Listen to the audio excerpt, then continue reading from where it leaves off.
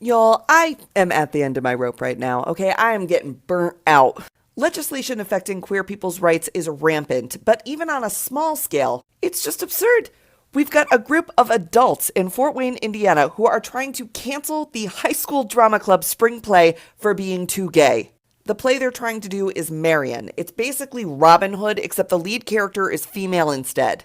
As if seeing a girl play a traditionally male character is going to make you gay. I saw Kathy Rigby play Peter Pan like 9 times as a kid. That is beside the point. So these kids are fundraising to be able to do their spring musical because we can't leave anybody alone. They got to raise $50,000 to do just one night of the play. Y'all leave high school drama club kids alone, okay? Like, where do you want these kids to go? And if you're from the Carroll High School Theater Department, you are doing awesome work. I am so proud of you. Stand up to bullies, and I hope that you get to do your spring play.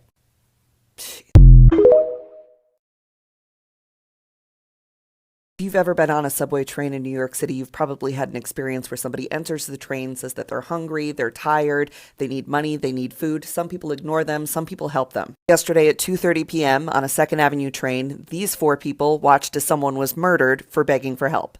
None of their names have been released, but we do know this is a former Marine who held Jordan Neely in a chokehold till he stopped breathing. This man helped hold him down.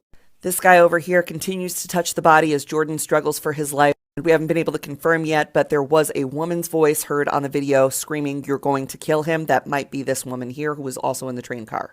Jordan Neely was a street performer and Michael Jackson impersonator. Journalists who rode the train said that there was no reason to believe that Jordan was about to become violent.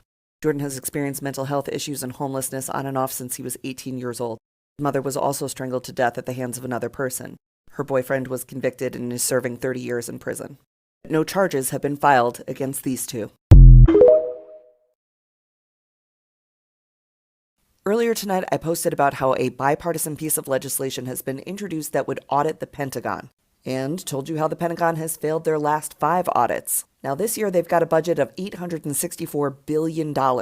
And they'll give you the line items of how everything's broken up and why they need that much money and what it goes toward. But if you have ever spoke to somebody in the military, they'll tell you that military-grade equipment is shit. And they can also tell you about 1,000,000 times they, as an enlisted member of the military, were doing a job alongside contractors, and the contractor was making 20 times what they made.